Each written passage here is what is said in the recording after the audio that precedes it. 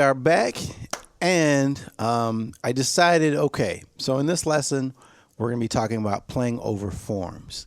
And what better tune to play the form of and to use as a vehicle to demonstrate playing over form than one of my favorite songs, All the Things You Are. I said I was going to do it in the last lesson, so I moved it to this lesson.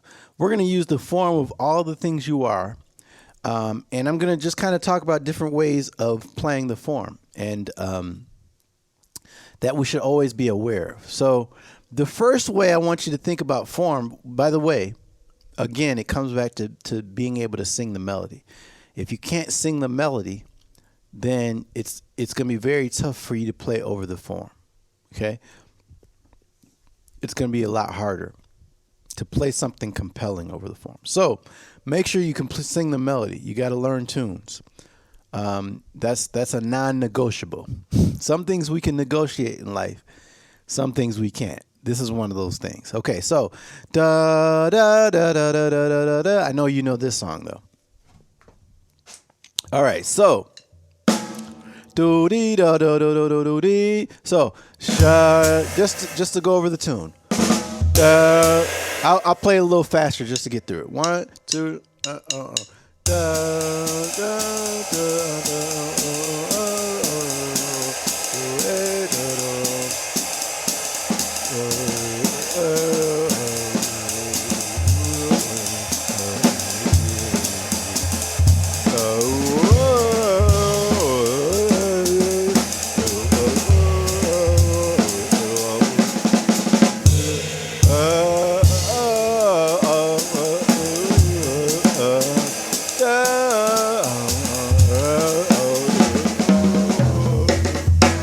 Okay, so we got the tune. So what the first way I'm going to talk about playing over it is kind of probably an approach that you're most comfortable with and most familiar with, which is really playing the form and outlining the form. So I'm going to take a solo, and I'm going to be very clear with where I am. The form is one of those things that when we're soloing, a lot of people can get very lost in drum solos, right? And unless we're really clear with the form, they're going to get lost.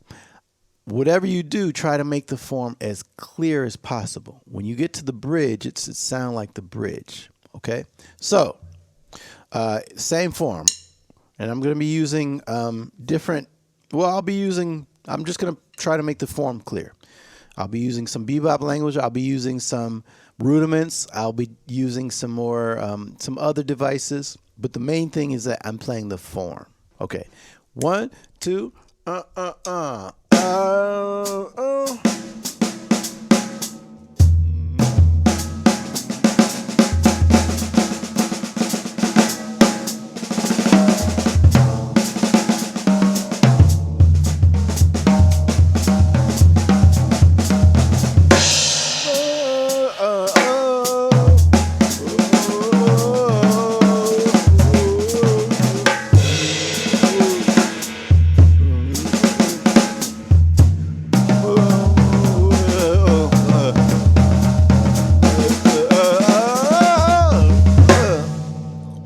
Okay, so if you notice, I was trying to sing the melody a little bit as I was playing. Sometimes I do that on gigs.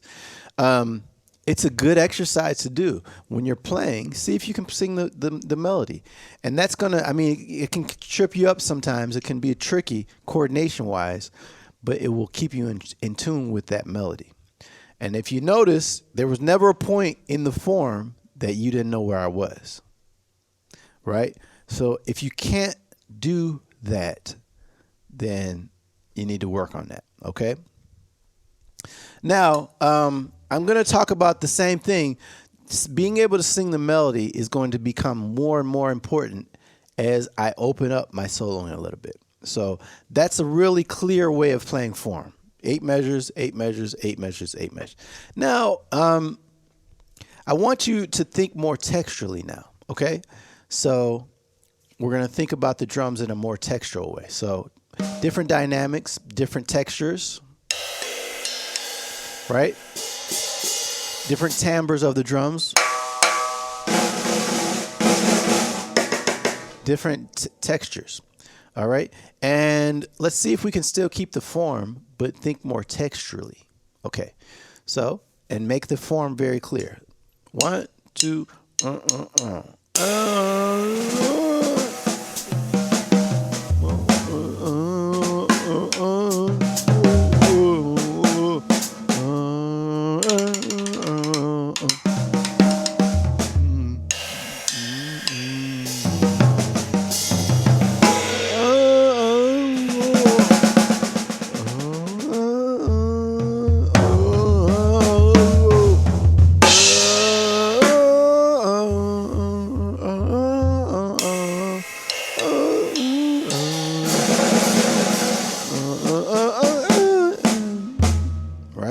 So I'm thinking much more open over the same form. Also, if you notice, I got away from keep 2 and 4 here. Now, you should be able to play. Absolutely, you have to be able to do that. That's the first step. But then, if you want to open up your playing a little bit more, experiment with not playing hi-hat. Or playing the hi-hat, but in a more textural way, more interactive way, okay? So again, we're going to do the same thing, and just notice my hi-hat, how I get a little more kind of interactive with it. 1, 2,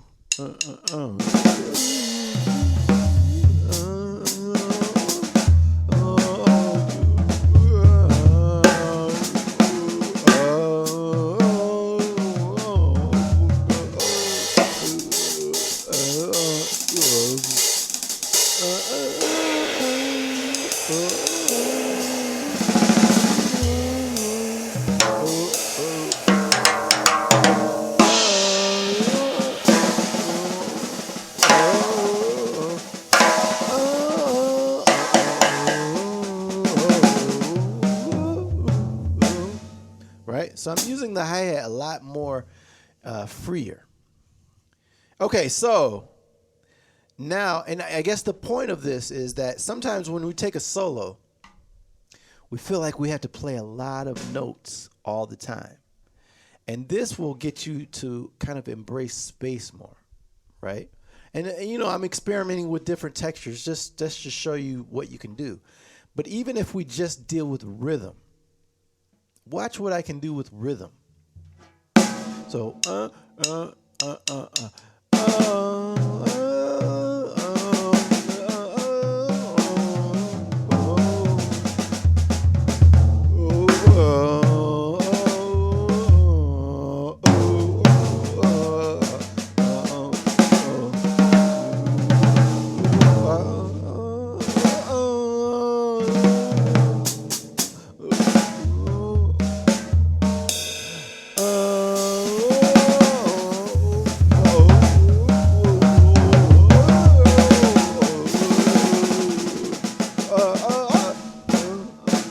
So I'm just using different rhythms now to play over the same form. And so now I don't feel like I have to play a lot of notes all the time, you know, especially if we're playing bebop language.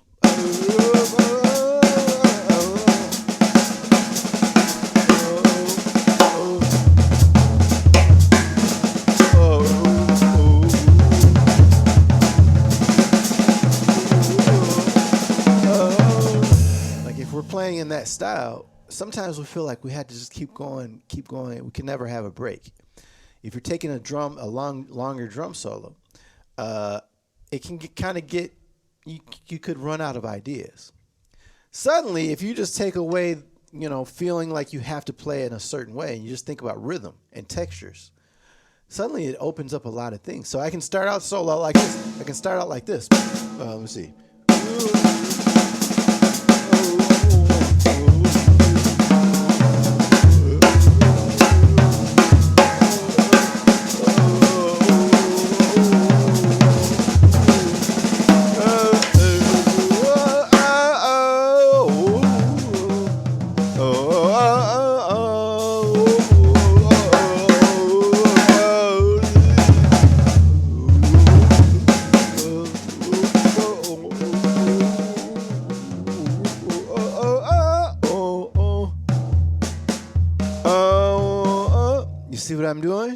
So I'm really kind of opening up. The last thing I want to talk to you about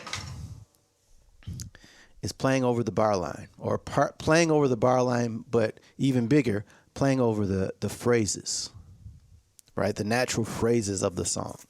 This is when singing the melody is really crucial. So we're trying to really think really kind of broad phrases so that our soloing has a chance to open up even more and we can become even more expressive. The smaller we think, the less expressive we can be. The bigger we think, the more expressive we can be, because we're sharing kind of bigger, larger thoughts and ideas and feelings and emotions, right? So with that in mind, I want to show you, I'll demonstrate that using some of these techniques, textures, changing the rhythms, right? The rhythmic variations, using rudiments, using bebop ideas, all these kinds of things combined. But I'm going to obscure the phrases a little bit, but still try to be as clear as possible. Let's see if it's possible.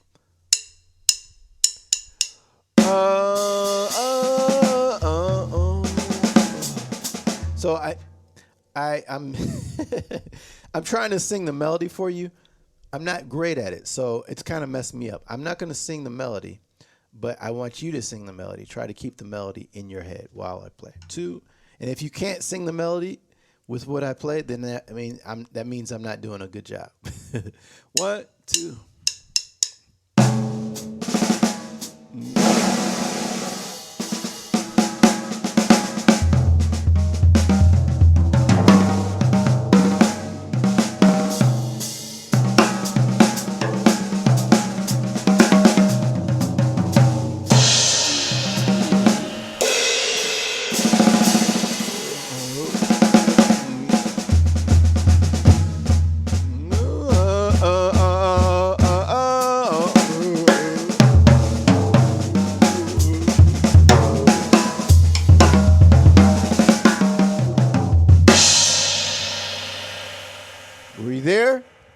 Were you there with me, or did you get lost?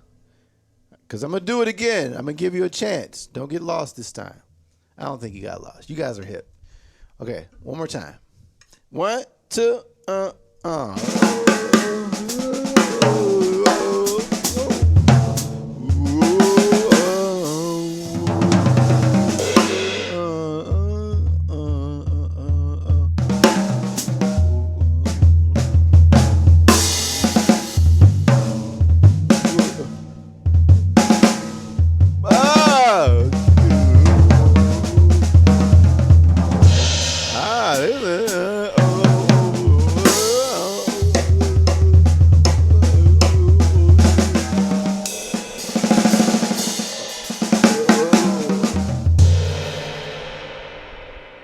Okay, so what I'm trying to demonstrate is that even if I don't, as long as I keep that melody in my head, especially this melody because it's very beat oriented, it allows me to really open up and have some freedom, because everything I'm playing is related to the melody, even though I'm not necessarily playing the melody or playing the exact phrasing of the melody.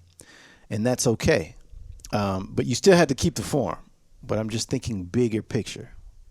Okay? Some rhythmic devices that can help you do that. This is really important that you start exploring different groupings, right? So groupings of 3s, of course, that will create that hemiola. Can you do that? Sing the melody and play dotted quarter notes.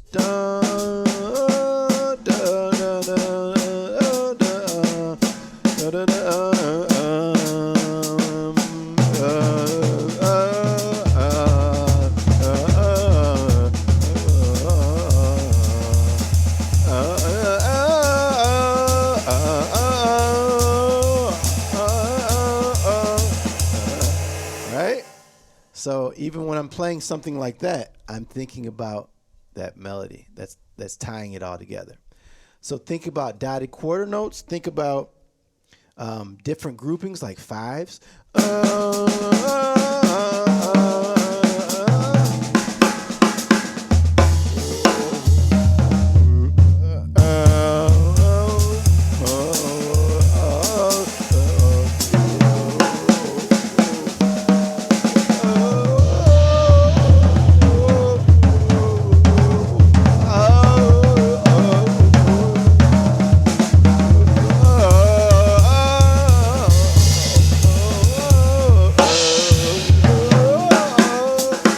You can do that. Sevens.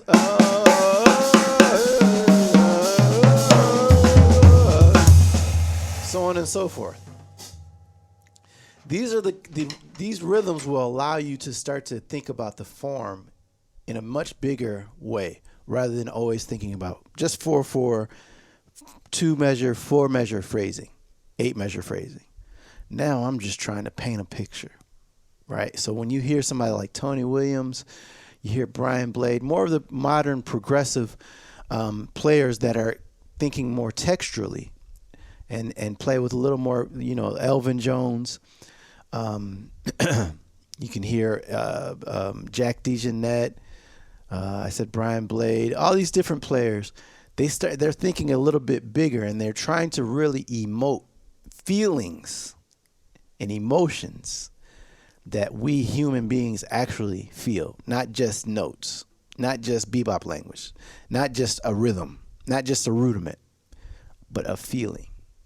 So if you keep this in mind, and you keep these devices that will allow you to do that in mind, your playing is going to open up so much more, while still, if you need to, you can play in a really clear, concise way, using that phrasing, that clear phrasing of the melody. You can do that. You have to be able to do that.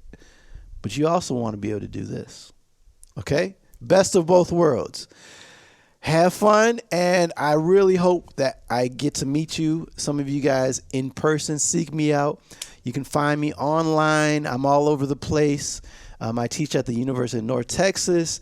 You can find my YouTube channel where I put up different drum lessons. My website is quincydavisjazz.com. You can find me on Instagram, QDJazz. Have fun and practice hard. Bye-bye. Mata ne.